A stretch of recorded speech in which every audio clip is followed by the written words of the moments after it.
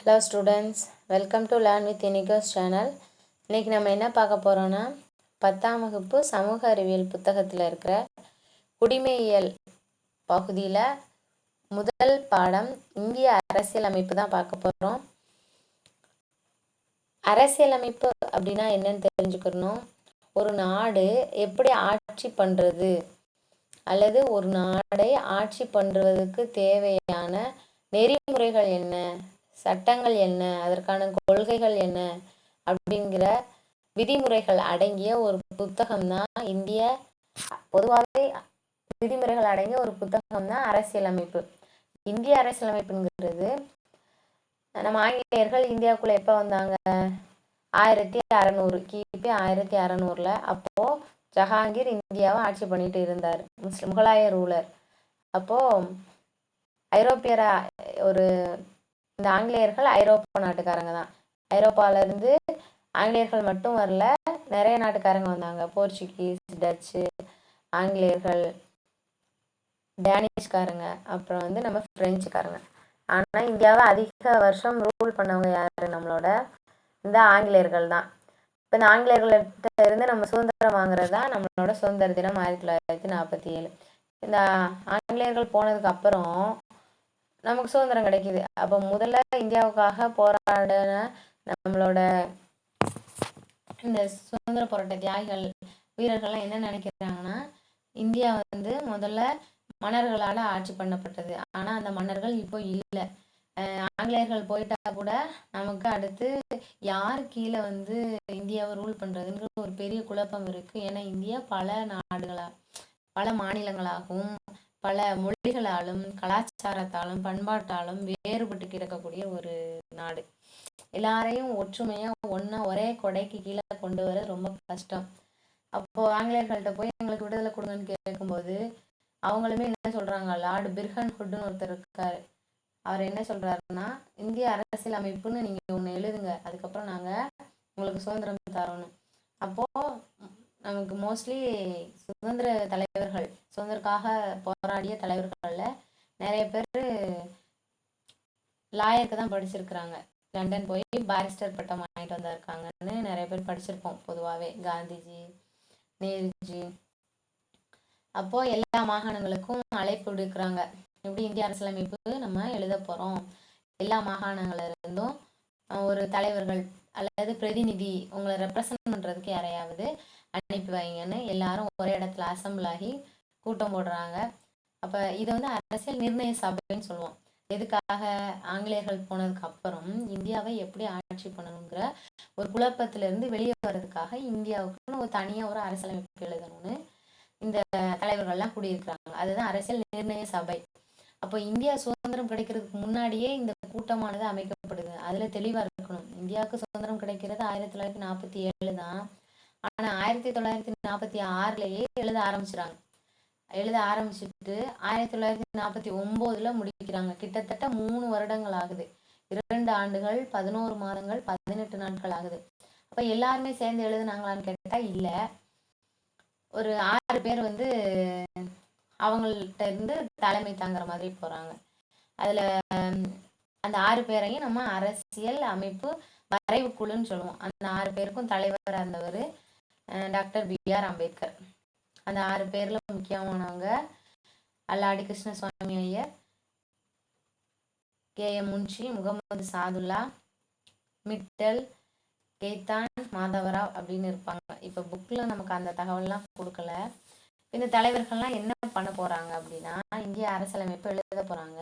இப்போ இந்திய அரசியலமைப்பு எழுதணும்னா அவங்களுக்கு ஏதாவது ஒரு மாடல் இருந்தால் நல்லாயிருக்கும். இப்போ நமக்குமே ஸ்கூலில் டீச்சர் இப்படி காம்போசிஷன் இதை எழுதுங்க, கட்டுரை இதை எழுதுங்கன்னு சொல்லும்போது புதுசாக வந்த பிள்ளைங்களோ அல்லது பெரிய கிளாஸ் 7th முடிச்சுட்டு இப்போ 10th போகிறோம் அல்லது 8th போகும்போது பெரிய கிளாஸில் சின்ன கிளாஸில் நமக்கு போர்டில் எழுதி போட்டிருப்பாங்க. ஆனால் பெரிய கிளாஸில் நமக்கு அவங்களாம் மார்க் பண்ணி விட்றாங்க, நீங்களாம் எழுதுங்கும் போது நமக்கு மிஸ் போன வருஷம் எப்படி எழுதுனாங்க அல்லது பழைய மாடல் ஒன்று கொடுங்க அப்படின்னு நம்ம கேட்போம்ல. அதே மாதிரி இந்திய அரசியல் தலைவர்களுக்கு அரசியலமைப்பு எழுதணும் அப்படின்னு வரும்போது இந்தியா மொழியாலும் மதத்தாலும் கலாச்சாரத்தாலும் பண்பாட்டாலும் பல்வேறு வகையான பிரிவுகளை கொண்டு இருக்குது. அப்போ எல்லாரையும் நம்ம கருத்தில் கொண்டு தானே எழுதணும். மேலே வடக்கே காஷ்மீர்லேருந்து தெற்கே கன்னியாகுமரி வரை, கிழக்கே அருணாச்சல பிரதேசத்துலேருந்து மேற்கே குஜராத் வரை எல்லாரையும் நம்ம கருத்தில் கொண்டு எழுதணும். அப்படிங்கும்போது அவங்க எல்லாரும் என்ன பண்ணுறாங்கன்னா, கிட்டத்தட்ட ஒரு 60 நாடுகளுக்கு பயணம் மேற்கொள்கிறாங்க. இந்த 60 நாடுகளும் இருக்கிற அரசியல் அமைப்பை எடுத்து எல்லாத்தையும் நல்லா பார்த்துட்டு, எந்தெந்த சட்ட திட்டங்களுக்கு எந்தெந்த நெறிமுறைகள் நல்ல திட்டமா வச்சிருக்கிறாங்க அப்படிங்கிற நல்ல விஷயத்தெல்லாம் எடுத்து நம்ம அரசியலமைப்புல எடுத்து வச்சுக்கிறாங்க. அப்ப நமக்கு பொதுவாகவே ஒரு ஐடியா இருக்கணும், இந்திய அரசியலமைப்புங்கிறது தனியாக எழுதப்பட்டது கிடையாது. It has taken from many of the countries in the world அப்படிங்கிற ஒரு ஐடியா இருக்கணும். அப்போ அடுத்த நம்ம லெசனில் பார்ப்போம், இந்த ப்ரொவிஷன்ஸை நம்ம இந்த கான்ஸ்டியூஷன்லேருந்து எடுத்துக்கிறோம், இந்த நாட்டு கான்ஸ்டியூஷன்லேருந்து எடுத்துக்கிறோம் அப்படிங்கும்போது குழம்பக்கூடாது. ஏன்னா நம்ம கிட்டத்தட்ட 60 நாடுகள்லேருந்து எடுத்துருக்குறாங்க. அப்படிங்கும்போது நமக்கு நம்மளோட இந்திய அரசியலமைப்பு நம்ம எடுத்து எழுத பெருசாக போய்கிட்டே இருக்குது. அப்போ உலகிலேயே மிக எழுதப்பட்ட மிக நீண்ட அரசியலமைப்புனா இந்திய அரசியலமைப்பை தான் சொல்லுவாங்க. அப்புறம் எழுதிட்டு இந்த தலைவர்கள் எல்லாரும் 1949 கொடுத்துறாங்க இந்த அரசியல் நிர்ணய சபை முன்னாடி. அதை கொடுத்த உடனே சரின்னு ஏற்றுக்கல, நிறைய திருத்தங்கள் பண்ணியிருக்கிறாங்க. திருத்தங்கள்னா இப்போ நம்ம வந்து ஒரு டிராயிங் பண்ணுறோம், டிராயிங் இன்னும் அழகாக இருக்குன்னா என்ன பண்ணுவோம், கொஞ்சம் எக்ஸ்ட்ரா ஏதாவது கலர் பண்ணுவோம். அப்படி இல்லை அந்த இதை சேஞ்ச் பண்ணணும்னா என்ன பண்ணுவோம், கொஞ்சம் அழிச்சிட்டு வரையும். அப்படி இல்லை இந்த டிராயிங்கே பிடிக்கலன்னா வேணான்னு தூக்கி போட்டுருவோம். அதே மாதிரி தான் இந்திய அரசியலமைப்பு எழுதும்போது 1950 கிட்டத்தட்ட எழுதியிருக்கிறாங்கன்னா இப்போ எழுதி முடிச்சுட்டு வர்றதுக்கு நமக்கு ஒரு 65 வருஷம் ஆயிடுச்சு. அப்போ இனி வர காலங்களில் இந்திய அரசியலமைப்புல இந்த பகுதியை சேர்க்கணும் அல்லது இந்த பகுதியை நீக்கணும் அல்லது இந்த பகுதியை மாற்றி எழுதணும் அப்படின்னா நீங்கள் உங்கள் இஷ்டத்துக்கு எழுதிக்கலாம். இஷ்டத்துக்கு எழுத முடியாது, அதுக்கு பாராளுமன்றத்தில் போய் மாநிலங்களவை மக்களவையில் சரியான ஒப்புதல் பெற்று அதுக்கப்புறம் குடியரசுத் தலைவரால் கையெழுத்திடப்பட்டால் மட்டுமே அது சட்டமாக மாறும். நிறைய ப்ரொசீஜர்ஸ் இருக்கு. அப்போ இந்த அளவுக்கு நமக்கு வந்து இந்திய அரசியலமைப்பை உருவாக்கி கொடுத்துருக்குறாங்க. அப்போ இந்த திருத்தம் அப்படின்னா என்னன்னு தெரியணும். திருத்தம்னா இந்திய அரசியலமைப்புல ஏதாவது ஒரு புதிய பகுதியை சேர்க்கவோ அல்லது நீக்கவோ அல்லது மாற்றம் செய்யவோ கூடியதான் இது திருத்தம். இதுல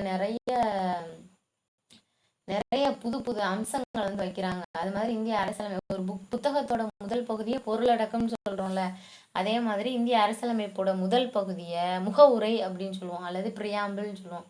இதை நமக்கு கொடுத்தவர் வந்து நம்மளோட நேரு மாமா. அதை அவர் கொடுக்கும்போது அப்ஜெக்டிவ் ரெசல்யூஷன் சொல்லுவோம் அல்லது குறிக்கோள் தீர்மானம்.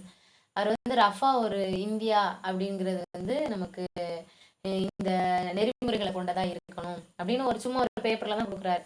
அப்போ அதை நம்ம ஃப்ரண்ட் பேஜில் வைக்கும்போது இந்தியன் அல்லாத ஒருவர் இந்திய நாடு எப்படி இருக்கும் அல்லது இந்தியாவில் ஆட்சி எப்படி பண்ணப்படுது அப்படின்னு யோசிக்கிறாங்க அல்லது தெரிஞ்சுக்க விளையிறாங்க அப்படின்னா இந்திய அரசியலமைப்பு முழுவதையும் அவங்க படிக்கணும் தேவை கிடையாது.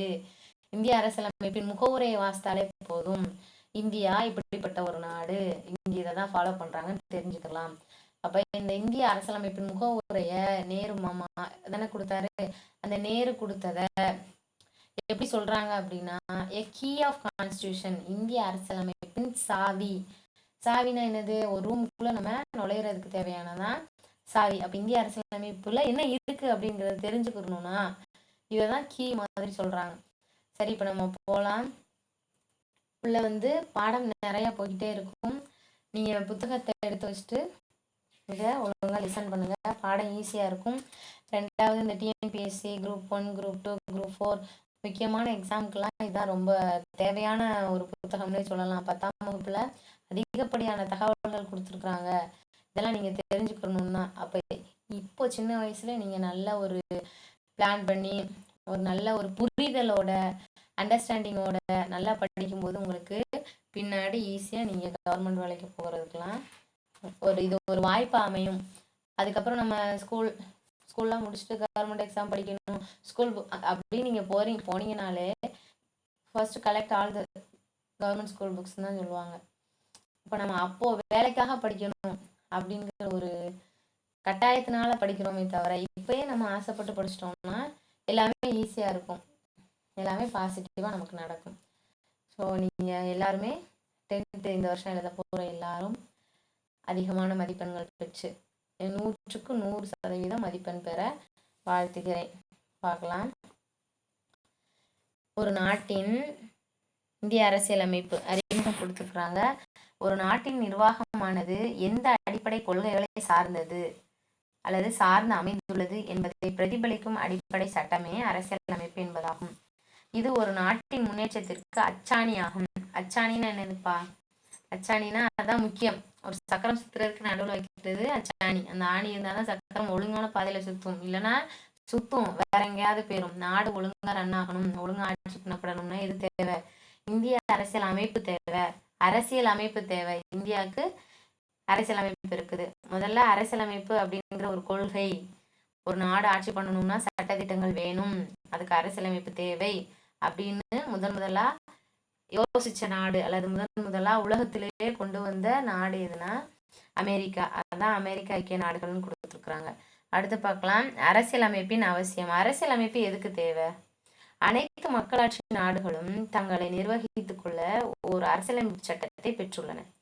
ஒரு நாட்டின் குடிமக்கள் வாழ விரும்பும் வகையில் சில அடிப்படை கொள்கைகளை அரசியலமைப்பு வகுத்து கொடுக்கிறது. நமது சமூகத்தின் அடிப்படை தன்மையை அரசியலமைப்பு நமக்கு தெரிவிக்கிறது. அப்படிதான் இது ரொம்ப உண்மையான விஷயம்.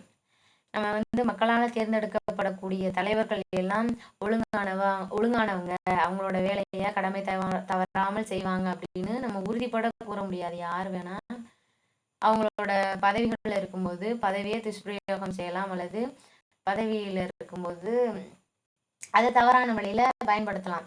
அப்போ அதுல இருந்து வெளியே வர்றதுக்கு கூட என்ன ப்ரொசீஜர்ஸ் இருக்கு, என்ன முறைகள் இருக்குது அப்படிங்கிற எல்லா, ஒருவேளை தவறு நடந்துட்டா என்ன பண்ணலாம், அல்லது நல்ல முறையில நாட்டை கொண்டு போறதுக்கு என்ன பண்ணலாம், இதுக்கு தேவையான எல்லாமே இருக்கிறது ஒரு அரசியலமைப்பு. அப்போ இந்திய நாட்டுக்கு அரசியலமைப்பு ரொம்ப இன்றியமையாதது. ஏன்னா மன்னர்கள் இல்லை, ராஜாக்கள் இல்லை, ஆங்கிலேயர்களும் இல்லை, மக்களால் மக்களுக்காக மக்களே ஒரு ஆட்சி நடத்த போறாங்க.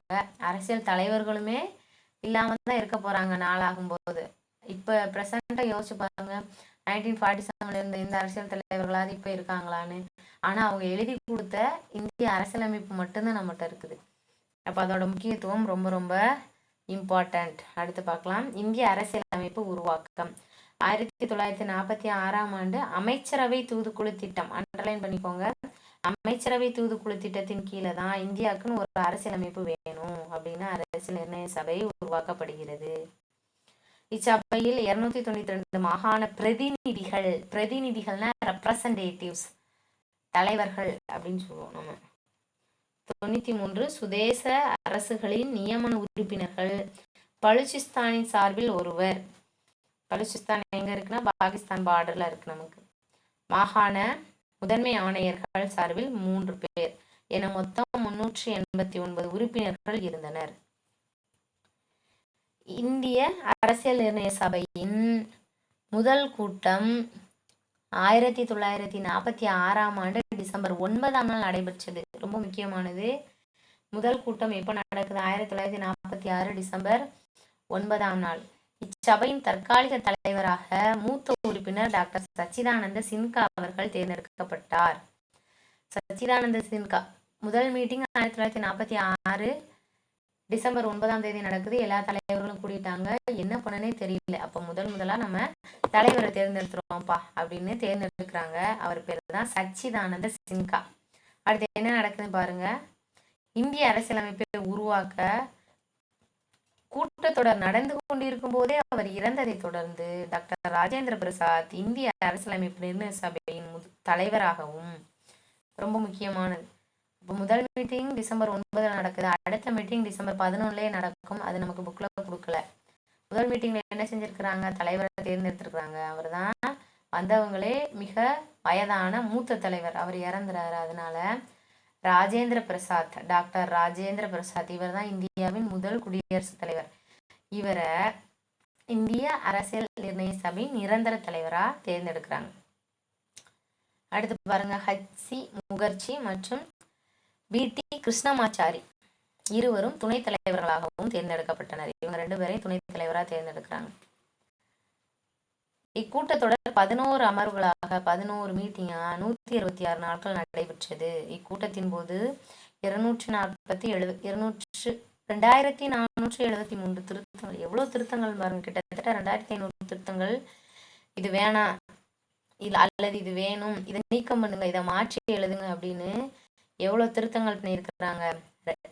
2473 திருத்தங்கள். அவற்றுள் சில ஏற்கப்பட்டன. அரசியல் நிர்ணய சபை பல்வேறு குழுக்கள் மூலம் இந்திய அரசியலமைப்பு சட்டத்தை உருவாக்கும் பணியை மேற்கொண்டது. இந்திய அரசியலமைப்பு சட்ட வரைவு குழு தலைவர் டாக்டர் BR அம்பேத்கர் தலைமையின் கீழ் இந்திய அரசியலமைப்பு சட்டம் உருவாக்கப்பட்டது. எனவே அவர் இந்திய அரசியலமைப்பின் தந்தை என அறியப்படுகிறார். இந்திய அரசியலமைப்பின் தந்தை யாரு? Doctor BR Ambedkar. இந்திய அரசியல் நிர்ணய சபையின் தலைவர் டாக்டர் ராஜேந்திர பிரசாத். இந்திய அரசியல் அமைப்பின் வரைவு குழுவின் தலைவர் யாரு? Doctor BR Ambedkar. அடுத்து பார்க்கலாம். இந்திய அரசியலமைப்பு சட்டம் எழுதப்பட்ட பின்னர் பொதுமக்கள், பத்திரிகைகள், மாகாண சட்டமன்றங்கள் மற்றும் பலரால் விவாதிக்கப்பட்டது. அப்படித்தானே? ரொம்ப முக்கியமானது. குறிப்பிட்ட தலைவர்கள் மட்டும் சட்டத்தை எழுதி வச்சுட்டு போயிடுவாங்க, அடுத்து நாட்டில் இருக்கிற மக்கள் எல்லாருமே அதை ஃபாலோ பண்ணணும் அப்படிங்கும்போது அது ஒரு விவாத பொருளாக இருந்திருக்குது. எல்லாரும் அந்த இந்திய அரசியலமைப்பின் மேலே ஒரு விவாதம் பண்ணிட்டு எல்லா கருத்துக்களையும் அதுக்கப்புறம் தான் ஏற்றுக்கொண்டிருக்கிறாங்க. இறுதியாக முகவுரைனா பிரியாம்பிள், அதோட முன்பக்கம் 22 பாகங்கள், 395 சட்டப்பிரிவுகள் மற்றும் 8 அட்டவணைகளை கொண்ட இந்திய அரசியலமைப்பு 1949 ஆண்டு நவம்பர் 26 ஏற்றுக்கொள்ளப்பட்டது. முக்கியமான நாள் இதுதான். இந்திய சட்ட தினம், இந்திய அரசியலமைப்பு தினம் கூட சொல்லலாம், அல்லது நேஷனல் லீகல் டே, லா டே அப்படின்னு சொல்லுவாங்க. அப்போ இந்திய அரசியல் அமைப்பு ஏற்றுக்கொள்ளப்பட்ட நாள் தான் நவம்பர் 26, 1949. 2 மாதங்கள் கழித்து, அதாவது டிசம்பர் 1949, அடுத்து ஜனவரி 1950. அப்போ 2 மாதம் பிறந்துள்ள ஜனவரி 26, 1950. 2 மாதங்கள் கழித்து இந்த எழுதப்பட்ட அனைத்து சட்டங்களும் நடைமுறைக்கு வருகிறது. அப்போ நடைமுறைக்கு வரும்போது அந்த நாளை தான் நம்ம குடியரசு தினமாக கொண்டாடுகிறோம். இந்த நாளே ஒவ்வொரு ஆண்டும் இந்திய குடியரசு தினமாக கொண்டாடப்படுகிறது. பிரேம் பிகாரி நரேன், உங்களுக்கு தெரியுமா? கட்டம் வாசிக்கிறேன் பாருங்க. பிரேம் பிகாரி நரேன் ரைஜடா என்பவரால் இந்திய அரசியலமைப்பு சட்டம் இத்தாலிய பாணியில் அவரது கைப்பட எழுதப்பட்டது. அப்போ BR அம்பேத்கர் தானே எழுதினாரு, அப்படி கேட்கக்கூடாது. இவர் நம்ம ஃபேர் பண்ணுவோம்ல, ரஃபா எழுதிட்டு ஃபேர் பண்ணுவோம்ல, அதே மாதிரி இந்திய அரசியலமைப்பை தனது கைப்பட எழுதியவர் தான் யார்? இந்த பிரேம் பிகாரி நரேன் என்பவர். இட்டாலிக் ஸ்டைல், நம்ம ஃபாண்ட் ஸ்டைலில் மாற்றினோன்னா கம்ப்யூட்டரில் இருக்கும்ல, அந்த ஸ்டைலில் எழுதுறாரு. அதற்கு பதிலாக இவர் கேட்டுக்கொண்டது என்னன்னா, எழுதுறதுக்கு இவர் எந்த ஒரு சம்பளம் வாங்கவில்லை. அதற்கு பதிலாக இந்திய அரசியலமைப்பின் ஒவ்வொரு பக்கத்தின் கீழும் தன் பெயரை எழுதி கொள்ளுமாறு ஒரு வேண்டுகோள் வைக்கிறார். நான் எல்லா பக்கத்துலையும் என்னோட பெயரை எழுதிக்கிறேன், அதை எனக்கு கொடுங்கன்னு. அடுத்து பாருங்க, இந்திய அரசியலமைப்பு சட்டத்தின் சிறப்பு கூறுகள். ரொம்ப ரொம்ப முக்கியமான கொஸ்டின். நம்மளோட quarterly, half yearly, annual, first division, second division எல்லாத்துலேயும் இந்த கொஸ்டினை எதிர்பார்க்கலாம். ஆனுவலில் கூட எதிர்பார்க்கலாம். சிறப்பம்சங்கள் என்னென்ன இருக்குன்னு பார்க்க போகிறோம். உலகில் உள்ள எழுதப்பட்ட அனைத்து அரசியலமைப்புகளை விடவும் மிக நீளமானது. அப்படிதானே? ஏன்னா இந்திய அரசியலமைப்பின் பல்வேறு பிரிவுகள் பல்வேறு நாடுகளிலிருந்து எடுக்கப்பட்டது. இதன் பெரும்பாலான கருத்துக்கள் பல்வேறு நாடுகளின் அரசியலமைப்புகளிலிருந்து பெறப்பட்டவை. ஆமாம், இது நெகிழும் தன்மை கொண்டதாகவும் உள்ளது. It is fixed and rigid அப்படின்னு சொல்லுவாங்க. சில சட்டங்களை மாற்ற முடியும், நெகிழும் தன்மை அது. சில சட்டங்களை மாற்ற முடியாது, அது நெகிழாத்தன்மை. அடுத்து, கூட்டாட்சி முறை அரசாங்கத்தை ஏற்படுத்துகிறது. மத்திய மாநில நடுவண் அரசுன்னு கொடுத்துருக்குறாங்களா, மத்திய மாநில அரசுகள் இரண்டும் ஒன்றிணைந்து செயல்பட வேண்டும். 28 மாநிலங்கள்லையும் இருக்கிற மாநில அரசு மத்தியில் இருக்கிற மத்திய அரசோடு இணைந்து செயல்பட வேண்டும். இந்தியாவை சமய சார்பற்ற நாடாக்குகிறது. அப்படிதான். இந்தியாவில் வாழுகின்ற இந்தியர்கள் அனைவரும் பல்வேறு மதத்தை சார்ந்தவர்கள். ஆனால் இந்தியா எந்த ஒரு மதத்திற்கும் சொந்தமல்ல, இந்தியா எந்த ஒரு மதத்தையும் சார்ந்தது அல்ல அப்படிங்கிறத நம்ம இந்திய அரசியலமைப்பிலேயே சொல்லிடும். அடுத்து, சுதந்திரமான நீதித்துறை வழங்குகிறது. இந்திய அரசாங்கம் அப்படிங்கிறது 3 பிரிவுகளாக இருக்கிறது: சட்டத்துறை, நீதித்துறை, நிர்வாகத்துறை. இப்போ இந்த சட்டத்துறையோட பிரிவு என்னன்னா, வேலை என்னன்னா சட்டங்களை இயற்றுதல். நிர்வாகத்துறை அந்த சட்டத்துறை இயற்றின சட்டங்களை நடைமுறைப்படுத்துறது அவங்களோட வேலை. நீதித்துறை என்னன்னா இவங்க 2 துறை ஒழுங்கா வேலை செய்தான்னு பார்க்கறது. அப்போ ஒவ்வொரு வேலையும் நம்ம பிரித்து கொடுத்து ஒவ்வொரு ஆளும் வித்தியாசமா செய்ய போறாங்க, தனித்தனியா செய்ய போறாங்க. ஒரே ஆள் சட்டத்தை உருவாக்கி நம்ம அந்த வேலையை நீங்க செய்யணும் அப்படிங்கும்போது குழப்பம் வரவோ அல்லது டிமிக்கி கொடுத்துட்டு போகவோ வாய்ப்பு இருக்கு. இங்க வந்து யாரும் எஸ்கேப் ஆகவே முடியாது. அதான் சுதந்திரமான நீதித்துறை வழங்குகிறது. உலகளாவிய வயது வந்தோர் வாக்குரிமையை அறிமுகப்படுத்தியதோடு 18 வயது நிரம்பிய குடிமக்கள் அனைவருக்கும் எந்தவித பாகுபாடுமின்றி வாக்குரிமையை வழங்குகிறது.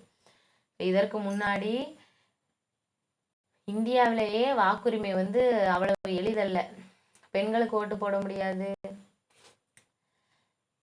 ஒரு வயது வந்தோர் மட்டும்தான் ஓட்டு போட முடியும், ஆண்களுக்கு மட்டும்தான் ஓட்டு உரிமை இருக்குது, கொஞ்சம் அளவு நிலம் வச்சிருக்கணும், கொஞ்சம் படிப்பறிவு இருக்கணும், நம்ம ஏதாவது ஒரு வீடு வச்சிருக்கணும், ஏதாவது ஒரு ப்ராப்பர்ட்டி சொத்து வச்சிருக்கணும், அவங்களுக்கு மட்டும்தான் ஓட்டு உரிமை உண்டு. ஆனால் இந்த எல்லாத்தையுமே மாற்றிட்டு நீ you belong to weather any community irrespective of their community, caste, religion, culture, language, you have a right to vote when you attain 18 years. அதான் ரொம்ப முக்கியமானதுயா. இப்போ உங்களுக்கு 18 வயது எப்போ நிரம்புதோ you have a right to vote. உங்களுக்கு வந்து ஓட்டு போடுற உரிமை உண்டு, உனக்கான தலைவரை நீ தேர்ந்தெடுக்கக்கூடிய உரிமை உண்டு.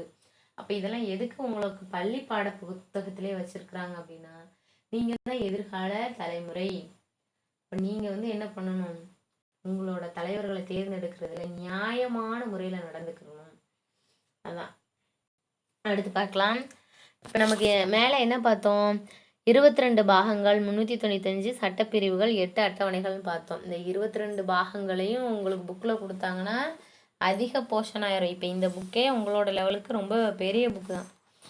22 பாகங்களில் கொஞ்சம் கொஞ்சமாக கொடுத்துருக்குறாங்க, சிலதை விட்டுருக்காங்க, முக்கியமானதை கொடுத்துருக்குறாங்க. இப்போ அதை தான் நம்ம பார்க்க போகிறோம். ஃபஸ்ட்டு பார்க்க போகிறது முகவுரை, ப்ரியாம்பிள். மிஸ் ஏற்கனவே சொல்லியிருந்தேன் உங்களுக்கு, இந்த ப்ரியாம்பிள் அப்படிங்கிறது யார் கொடுத்தது, நேரு கொடுத்தது. அந்த நம்மளோட நேருவமா நிறையா அட்டத்திட்டங்கள், அதாவது நிறைய குறிப்புகளை எடுத்து கொடுத்துருந்தாரு. இதை நம்மளோட ஃப்ரண்ட் பேஜ் பொருளடக்கமாக வச்சுருக்கிறோம் இந்திய அரசியலமைப்பில்.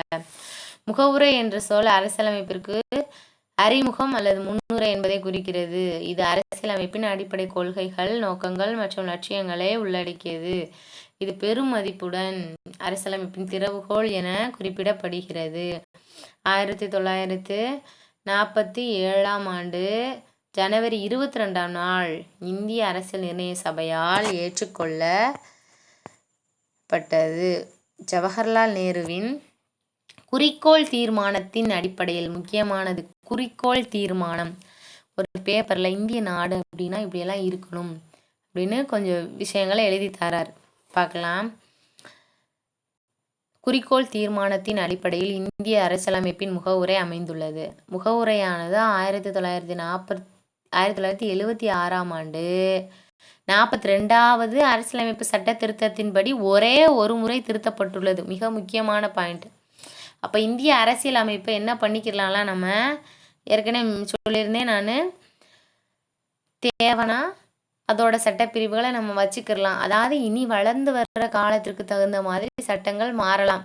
உங்களுக்கு தேவையான அந்த காலத்திற்கு தகுந்த சட்டங்களை நீங்கள் புதிதாக சேர்த்துக்கொள்ளலாம், அல்லது மாற்றலாம், அல்லது நீக்கம் பண்ணலாம். இப்போ அதுதான் திருத்தம்னு சொல்லியிருக்கிறேன். இப்போ இந்திய முகவுரை ஒரே ஒரு தடவை தான் திருத்திருக்கிறாங்க. நிறைய தடவை அதை இந்திய அரசியலமைப்பை நிறைய பல முறைகள் திருத்திருக்கிறாங்க. ஒவ்வொரு திருத்தத்துக்கும் நம்ம 1வது திருத்தம், 2வது திருத்தம், 3வது திருத்தம்னு பேர் வைப்போம். இந்த 42வது திருத்தத்தில் இந்திய அரசியலமைப்போட நிறைய பகுதிகளை திருத்துறாங்க. 1976 கிட்டத்தட்ட 26 ஆண்டுகள் கழித்து, இந்திய அரசியலமைப்பு எழுதி 26 ஆண்டுகள் கழித்து நிறைய திருத்தங்கள் திருத்தும் போது அப்படி நம்ம எழுதி திருத்தி திருத்தி வச்சது, அந்த வேணாம் நீக்கம் பண்ணி அல்லது புதுசாக சேர்த்து சேர்த்து வச்சதெல்லாம் பார்க்கும்போது ஒரு சின்ன புத்தகம் ஆயிடுது. இப்போ இவ்வளோ திருத்தங்கள் இருந்ததுனால அதை நம்ம என்ன சொல்கிறோன்னா குறு அரசியலமைப்பு அல்லது சிறு அரசியலமைப்பு, மினி கான்ஸ்டியூஷன் சொல்கிறோம். இந்த திருத்தத்தில் திருத்தப்பட்ட கொள்கைகள் அதிகமாக இருந்ததுனால அப்போ அந்த திருத்தத்தின் போது முகவுரையையும் நம்ம திருத்திட்டோம். அதான் பாருங்க, அதன்படி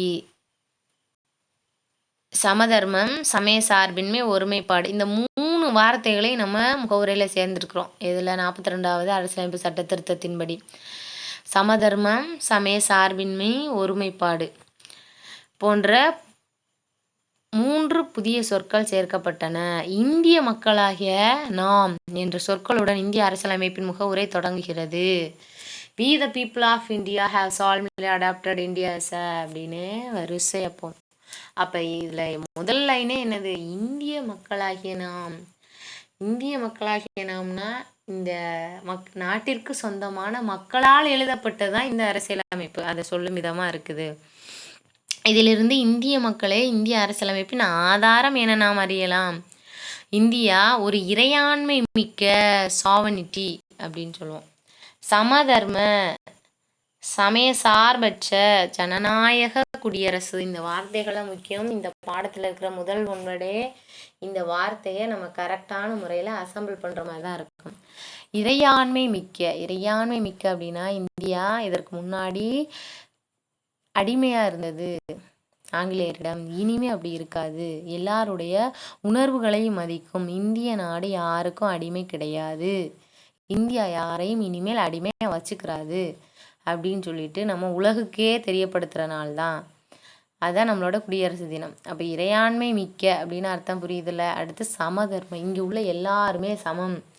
பல்வேறு மொழிகள், பல்வேறு மதங்கள், பல்வேறு கலாச்சாரங்கள் பின்பற்றப்பட்டாலும் கூட அனைவரும் இந்தியர்கள். ஈக்குவாலிட்டி அதை சொல்கிறாங்க. சமய சார்பற்ற. இந்தியாவில் வாழக்கூடிய மக்கள் அனைவரும் பல்வேறு மதங்களை சார்ந்தவர்கள். ஆனால் இந்தியா எந்த ஒரு மதத்திற்கும் சொந்தம் அல்ல. ஜனநாயக.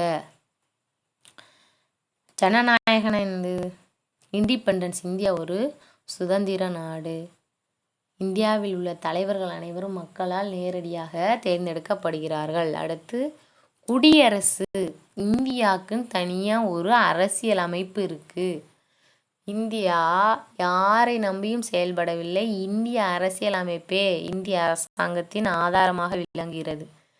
இதுதான் நம்மளோட இந்திய அரசியலமைப்பின் முகவுரையில் இருக்கக்கூடிய வார்த்தைகள். இதை தான் நம்மளோட நேரு குறிக்கோள் தீர்மானமாக கொடுத்துருக்குறாரு.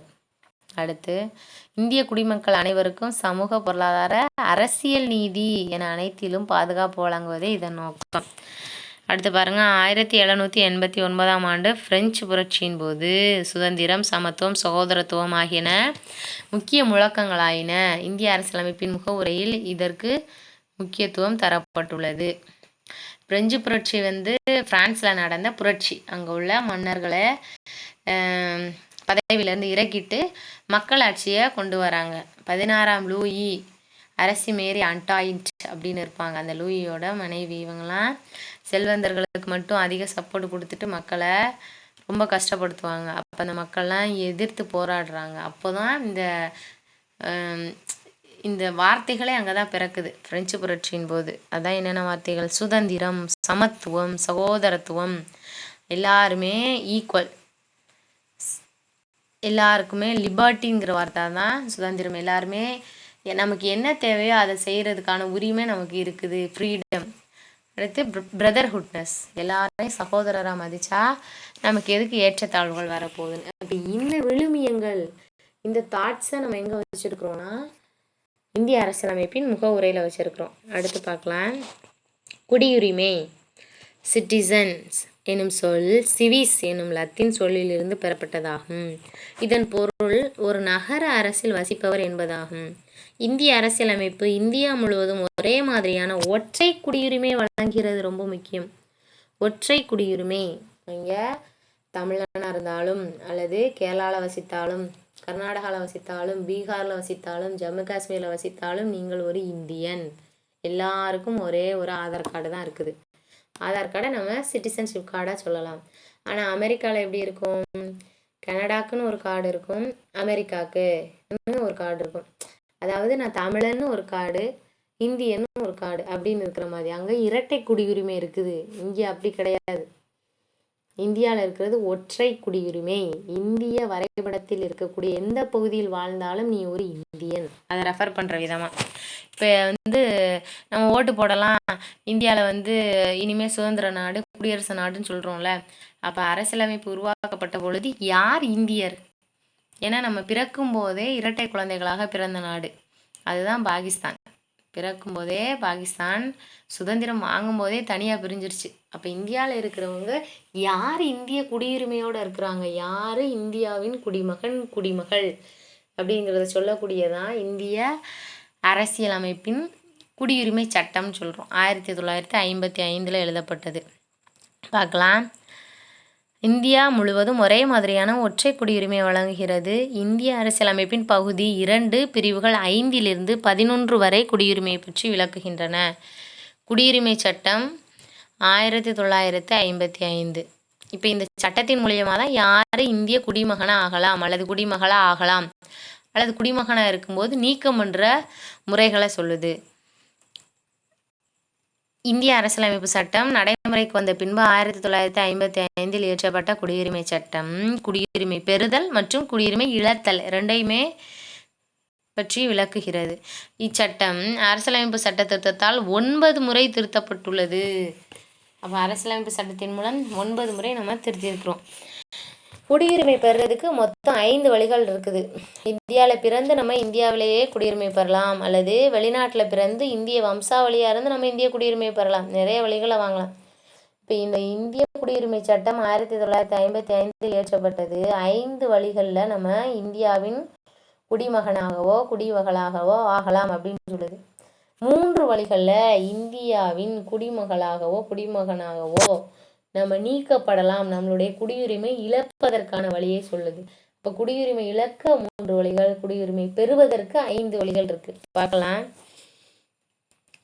குடியுரிமை பெறுதல். குடியுரிமை சட்டம் 1955 படி ஒருவர் கீழ்காணும் ஏதேனும் ஒரு முறையில் குடியுரிமை பெற முடியும். பிறப்பின் மூலம். முதலாவது பிறப்பின் மூலம் கொடுத்துருக்குறாங்க. 1950 ஜனவரி 26 அன்றோ அல்லது அதற்கு பின்னரோ இந்தியாவில் பிறந்த அனைவரும் இந்திய குடிமக்களாக கருதப்படுவர். அப்போ நம்மளாம் யார்? பிறப்பின் மூலம் இந்திய குடிமக்கள். 1950 ஜனவரி 26க்கு அப்புறம் இந்தியாவில் பிறந்த அனைவரும். அர்த்தம் புரியுதா? இந்தியாவில் பிறந்திருக்கணும். இந்திய வரைபடம் தெரியுதுல, அதில் எந்த பகுதியில் வேணால் பிறந்திருக்கலாம். அடுத்தது போகலாம். அவங்களுக்குலாம் என்ன உரிமை உண்டு? ஓட்டு போடுற உரிமை உண்டு. இந்தியாவின் அடிப்படை உரிமைகள், அடிப்படை கடமைகள், இந்திய அரசியல் அமைப்பின் நெறியுறுத்தும் கோட்பாடுகள், இது எல்லாத்துலேயும் பங்கெடுக்க உரிமை உண்டு. அடுத்து வம்சாவளி மூலம். 1950 ஜனவரி 26 அன்றோ அல்லதுக்கு பின்னரோ வெளிநாட்டில் பிறந்த ஒருவரின் தந்தை இந்திய குடிமகனாக இருக்கும் பட்சத்தில் வெளிநாட்டில் பிறந்த அவர் வம்சாவளி மூலம் இந்திய குடியுரிமை பெற முடியும். வம்சாவளிக்கு என்ன சொல்கிறாங்க?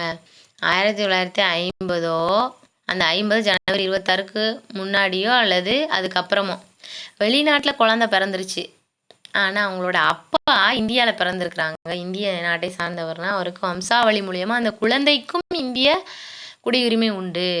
அடுத்து பதிவின் மூலம். ஒருவர் இந்திய குடியுரிமை கோரி பொருத்தமான அங்கீகாரத்துடன் பதிவு செய்வதன் மூலம் இந்திய குடியுரிமையை பெறலாம். எனக்கு ஒரு அகதியாவோ அல்லது இந்தியாவிலே பிறந்திருக்கோம், நம்ம குடியுரிமை இல்லைன்னா நம்ம ரிஜிஸ்டர் பண்ணணும். இங்கே போய் நான் இந்த ஊரில் தான் பிறந்தேன், எனக்கு இந்திய குடியுரிமை கொடுங்க அப்படிங்கும்போது நமக்கு இந்திய குடியுரிமை கொடுப்பாங்க. அது பதிவு. இயல்புரிமை மூலம். ஒரு வெளிநாட்டவர் இந்திய அரசிற்கு இயல்புரிமை கோரி விண்ணப்பிப்பதன் மூலம் இந்திய குடியுரிமை பெறலாம். இந்தியாவிற்கு ஒரு சுற்றுலா பயணி டூரிஸ்டாகவோ அல்லது வேலைக்காகவோ வந்து இந்தியாவிலேயே மேரேஜ் பண்ணி செட்டில் ஆகிட்டாங்க, ஆனால் அவங்க வேறு நாட்டை சேர்ந்தவங்க அப்படின்னா நமக்கு அவங்களுக்கும் இந்திய குடியுரிமை தர்றோம். ஏன்னா அவங்களுக்கு இந்தியன் கல்ச்சர் பிடிக்க போய் தானே இங்கே இருக்கிறாங்க. அப்போ அதுக்குன்னு ஒரு நிபந்தனை இருக்குது. குறைந்தபட்சம் 7 ஆண்டுகள் இந்தியாவிலே அவங்க தொடர்ந்து இருந்திருக்கணும். 2வது, ஏதேனும் இந்தியாவில் இருக்கக்கூடிய ஒரு மொழியை பேச தெரிஞ்சிருக்கணும். பேச தெரிஞ்சிட்டா போதும்ல, இந்தியாவில் சர்வைவ் ஆயிடுவாங்களே. அப்படி இருந்தாங்களாம் நம்ம ஃபாரினர்ஸ்க்கு கூட என்ன கொடுக்குறோம், இந்தியன் சிட்டிசன்ஷிப் கொடுக்குறோம். அடுத்து பிரதேச நாடுகள் இணைவின் மூலம் பிற நாடுகள் பகுதிகள் இந்தியாவுடன் இணையும் போது இந்திய அரசு அவ்வாறு இணையும் நாடுகளின் மக்களை தனது குடிமக்களாக கருதி அவர்களுக்கும் குடியுரிமை வழங்கலாம். பிரதேச நாடுகள்லாம் இப்போ பாகிஸ்தான் அல்லது சீனா, பங்களாதேஷ் இருக்குல்ல பக்கத்து நாடு, அந்த நாட்டோட ஒரு சின்ன பகுதி ஒரு கலவரம் வருது, சண்டை வந்துக்கிட்டே இருக்குதுன்னா அப்போ அந்த பகுதியை இந்தியா இணைச்சிக்கிறதுன்னு சொல்லும்போது இதற்கு முன்னாடி அவங்க வேற நாட்டுக்காரங்க தான். ஆனால் அதற்கப்புறம் இணைத்ததற்கு அப்புறம் அந்த மக்களும் இந்திய மக்கள்னு அவங்களுக்கும் நம்ம குடியுரிமை கொடுக்குறோம். அடுத்து குடியுரிமை இழத்தல் 5 வழிகள் நம்ம பார்த்துருக்குறோம். பிறப்பின் மூலம், வம்சாவளி மூலம், பதிவின் மூலம், இயல்புரிமை மூலம், பிரதேச நாடுகள் இணைவின் மூலம். குடியுரிமை இழக்கிறதுக்கு 3 வழிகள் தான் இருக்குது. குடியுரிமை சட்டம் 1955 அதே சட்டம் தான் 9 முறை திருத்திருக்காங்கன்னு பார்த்தோம். ஒருவர் தன் குடியுரிமையை சட்டத்தின் மூலமாக பெறப்பட்டதாகவோ அரசியலமைப்பின் கீழ் முன்னுரிமையால் பெறப்பட்டதாகவோ இருக்கும் பட்சத்தில் பெற்ற குடியுரிமையை துறத்தல், முடிவு செய்தல், இழத்தல் என்ற 3 வழிகளில் இழப்பார். 3 வழி கொடுத்துருக்குறாங்க. ஒரு குடிமகன் தாமாக முன் வந்து தனது குடியுரிமையை துறத்தல், இதுதான் முதல் வழி. தாமாக முன் வந்துனா படிச்சிருக்கிறாங்க, வெளிநாட்டுக்குன்னு வேலைக்கு போகிறாங்க, அந்த கல்ச்சர் பிடிச்சிருக்குது, அங்கேயே இருந்தால் ஃபாரின் அமெரிக்கா எங்கேயாவது போகிறாங்க, அங்கேயே இருக்கணும்னு ஆசைப்படுறாங்க வேலை வாய்ப்புக்காக, இல்லைன்னா அங்கேயே கல்யாணம் பண்ணிவிட்டு செட்டில் ஆகுறாங்க. அவங்களுக்கு என்ன பண்ணுறோம், தாமாக அவர் வாலண்டியராக வந்து கொடுக்குறாரு, எனக்கு இந்தியன் சிட்டிசன்ஷிப் வேணாம். நம்ம நினைக்கலாம் அங்கேயும் சிட்டிசன்ஷிப் வச்சுக்கிட்டு இங்கேயும் சிட்டிசன்ஷிப் வச்சுக்கிட்டோம், அது ரொம்ப தவறானது. எங்கேயாவது ஒரு இடத்துல தானே வச்சுருக்க முடியும். அவர் வந்து தானாகவே வாலண்டியராகவே ஆசைப்பட்டு நாங்கள் தான் இருக்க பிடிச்சிருக்குன்னு போகிறாரு. அதுதான் ஃபஸ்ட்டு, தாமாக முன் வந்து குடியுரிமை துறத்தல். 2வது, வேறு ஒரு நாட்டில் குடியுரிமை பெறும்போது தாமாகவே இந்திய குடியுரிமை முடிவுக்கு வந்து விடுது. இதே காரணங்களாக இருக்கலாம். ஒன்று திருமணம் முடிந்திருக்கும், அல்லது வெளிநாட்டில் போய் வேலை பிடிச்சிட்டு வேலைக்காகவோ, இப்போ சுந்தர் பிச்சை இருக்கார்ல கூகுளோட சிஓன்னு சொல்லுவோம், அவரெல்லாம் அங்கே போய் அந்த சிட்டிசன்ஷிப் வாங்கிட்டார், ஆனால் இந்திய வம்சாவளியை சேர்ந்தவர் தான். அப்போ அவங்க வந்து என்ன பண்ணுறாங்க, அங்கே அவங்களோட க்ரீன் கார்டுலாம் சொல்கிறோம்ல, அவங்க அங்கே சிட்டிசன்ஷிப் வாங்கும்போது நம்மளோட நாட்டில் உள்ளது தானாகவே கேன்சல் ஆயிரும். ஃபஸ்ட்டு என்ன பார்த்தோம், வாலண்டியராக சொல்லிட்டு போகிறது. 2வது சொல்லாமல் போகிறது மாதிரியா. 3வது பாருங்கள், இயல்புரிமையின் மூலம் குடியுரிமை பெற்ற ஒரு குடிமகன் மோசடி செய்து குடியுரிமையை பெற்றவர். மோசடி செய்து இந்த அகதிகளாக இருக்கிறாங்களே, இதெல்லாம் படங்களில் நிறையா காட்டுவாங்க, திரைப்படங்களை பார்க்கலாம். அப்படி இந்திய குடியுரிமை வாங்கணும், இங்கே இருக்கணும், பாஸ்போர்ட் விசா வாங்கி வெளிநாட்டுக்கு போகணுன்னா சிட்டிசனாக இருக்கணும் அப்படின்னு தவறான வழியில் வாங்கியிருக்கிறவங்க, தவறான பிரதிநிதித்துவம் தந்தவர், உண்மைகளை மறைத்தவர், எதிரி நாட்டுடன் வாணிகம் செய்தவர், அல்லது 2ஆம் ஆண்டு காலத்திற்கு சிறை தண்டனை பெற்றவர் என்று நடுவண் அரசு கண்டறிந்து அவர் குற்றம் புரிந்தவர் என திருப்திப்படும் பட்சத்தில் நடுவண் அரசு அவரது குடியுரிமை இழக்க செய்யும். நம்ம எதிரி நாட்டோட வியாபாரமோ ஒரு லிங்கோ தீவிரவாதமோ தெரியாமல் நம்ம கனெக்ஷன் வச்சுருக்கிறோன்னா நம்மளோட சிட்டிசன்ஷிப்பை கேன்சல் பண்ணிடுவாங்க. அடுத்து 2 ஆண்டு சிறை தண்டனை பெற்றிருக்கோம், ஏதோ ஒரு காரணத்துக்காக வெளிநாட்டிலேருந்து வந்து இங்கே இருந்து 2 வருஷம் நம்ம ஜெயிலில் தான் இருந்திருக்கிறோம் அப்படின்னா நமக்கு சிட்டிசன்ஷிப் கொடுக்க மாட்டாங்க. அதை வந்து மத்திய அரசு நம்பணும். இவங்க வந்து ஜெயிலுக்கு இந்த குடிமகனோ போயிட்டு வந்திருக்கிறான், இந்த பையனோ பொண்ணோ போயிட்டு வந்திருக்கு, இதுக்கு நம்ம கொடுக்க மாட்டோம். Okay, thank you students. ரிமைனிங் இருக்கிற லெசனை அடுத்தடுத்த கிளாஸில் பார்க்கலாம். நீங்கள் லெசனை நல்லா ரீட் பண்ணுங்கள், ஈஸியாக புரிஞ்சுக்க முடியும். நமக்கு வரலாறு புவியியலை பொறுத்தவரைய அதிகமான பாடங்கள் இருக்கும், நமக்கு படிக்க கொஞ்சம் கஷ்டமாக இருக்கும். இந்த குடிமையியலும் பொருளியலும் ரொம்ப ஈஸியான பாடங்கள், ஆரம்பத்திலே படிச்சிங்கன்னா அதிகமான மார்க் நம்ம லாஸ்ட்டில் ஸ்கோர் பண்ணலாம். Thank you students.